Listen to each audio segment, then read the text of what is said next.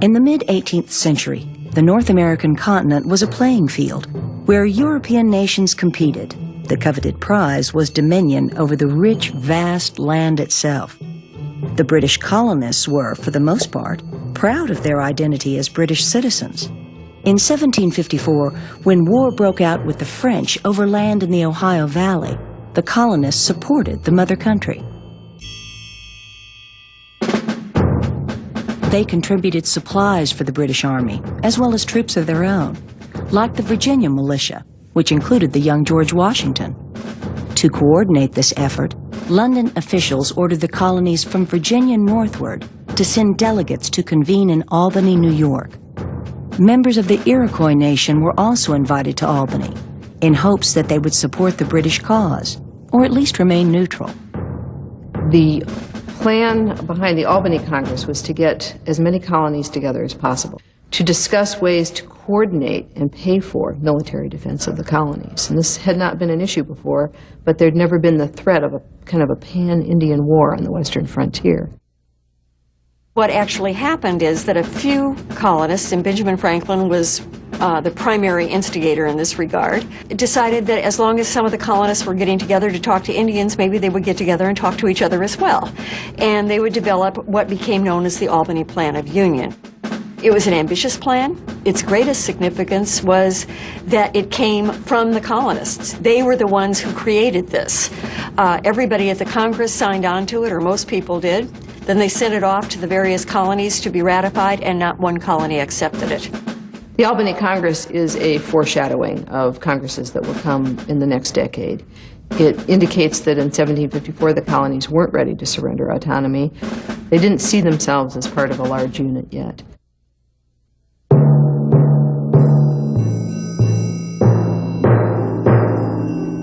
In the French and Indian War, the colonies were pawns in a larger struggle for global dominance. After the Treaty of Paris in 1763, the American playing field would never look the same. The defeated French departed the board altogether. Some of their Indian allies were now declared enemies, and British troops were left behind to defend the colonies against them. Before long, the British were facing off against the colonists over who would pay for this protection.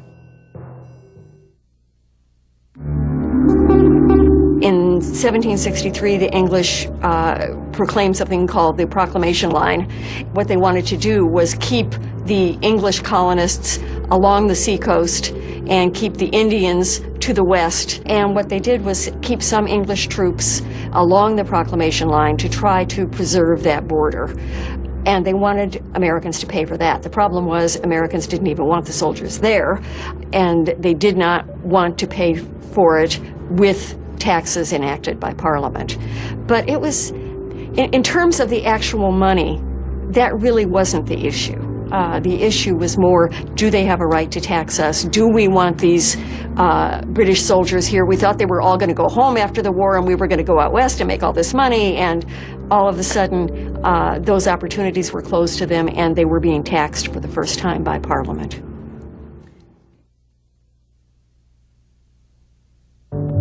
I will to my dying day oppose, with all the powers and faculties God has given me, all such instruments of slavery on the one hand and villainy on the other, as this writ of assistance is.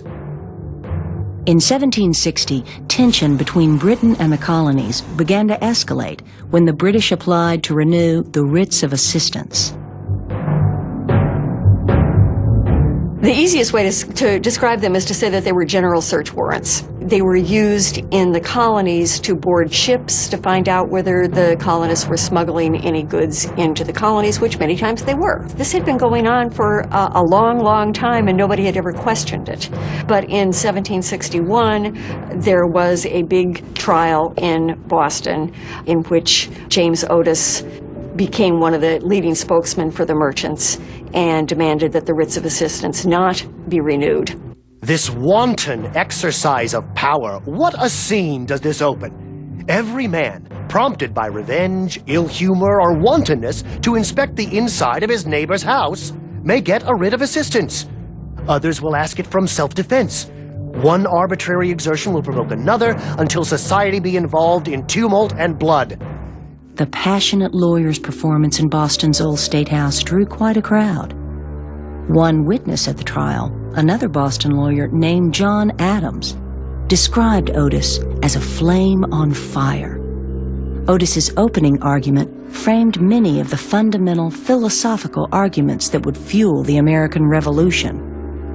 An act against the Constitution is void. An act against natural equity is void. And if an act of Parliament should be made, in the very words of this petition, it would be void. What Otis did was argue that there were certain natural rights that no government could abrogate. So he was talking about limited government. He was saying there are some things that Parliament cannot do. At the time, I'm not sure how meaningful that was, but later on, that kind of argument would become more and more and more popular, and so he kind of laid the groundwork. James Otis lost the court case, but his arguments took on a life of their own. The Declaration of Independence, written 15 years later, begins with an appeal to the same higher law to which Otis had referred. And Otis's arguments on privacy, a man's house is his castle, were still resonating in 1789 when James Madison sat down to write what would become the Fourth Amendment to the U.S. Constitution. The right of the people to be secure in their persons, houses, papers, and effects against unreasonable searches and seizures shall not be violated. One of the most vital consequences of Otis's courtroom performance was its example of how eloquent and inflammatory words could arouse the population to action. Every man of a crowded audience appeared to me to go away, as I did, ready to take arms against writs of assistance. Then and there was the first scene of the first act of opposition to the arbitrary claims of Great Britain. Then and there, the child independence was born.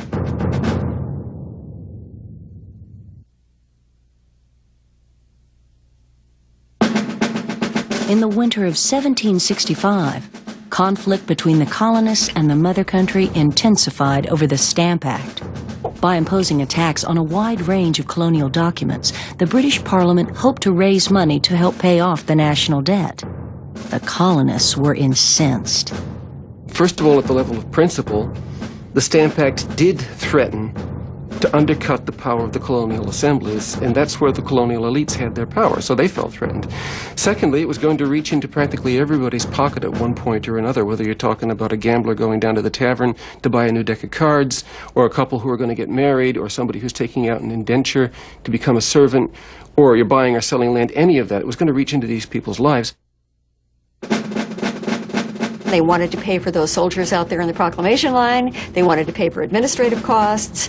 They saw the Stamp Act as a fair tax, as a small tax, one that would hit everybody more or less evenly, that nobody would have to pay too much.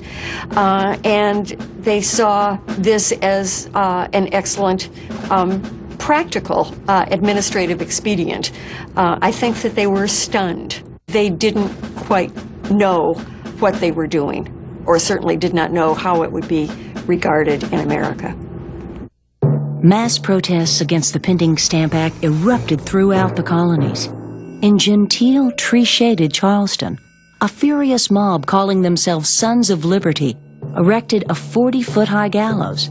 There they hung an effigy of a stamp distributor. Inscribed at the base was the phrase, "Liberty and no Stamp Act." In many a colonial tavern, one could find white colonists discussing the need to defend themselves against slavery and to fight to preserve their liberty at all costs. Pamphlet writers throughout the colonies warned that submission to the Stamp Act would deprive them of every privilege, distinguishing free men from slaves.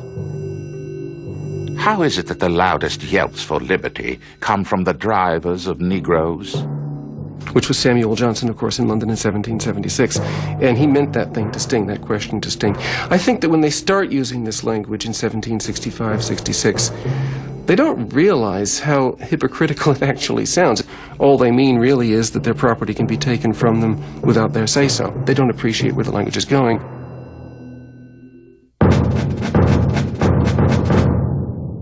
Convinced of the justice of their cause, the colonists were prepared to fight tooth and nail to protest what they saw as taxation without representation.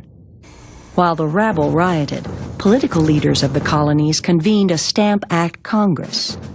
The Stamp Act Congress was composed of men sent from each colony. They petitioned the king in very polite language and assured the king that they understood that Parliament did have sovereignty over the colonies, but that the Stamp Act was ill-advised and it ought to be rescinded. Facing widespread resistance, the British repealed the Stamp Act.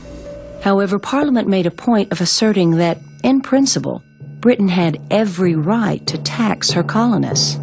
This only deepened resentments on both sides of the Atlantic. That's why when Parliament repeals the Stamp Act in 1766, it passes the Declaratory Act, which is an empty, hollow shadow of a thing, but it says we can do anything we want. We've got the power. The issue shifts from the problem of paying the imperial debt, or paying the cost of running the empire, to the problem of who is in charge.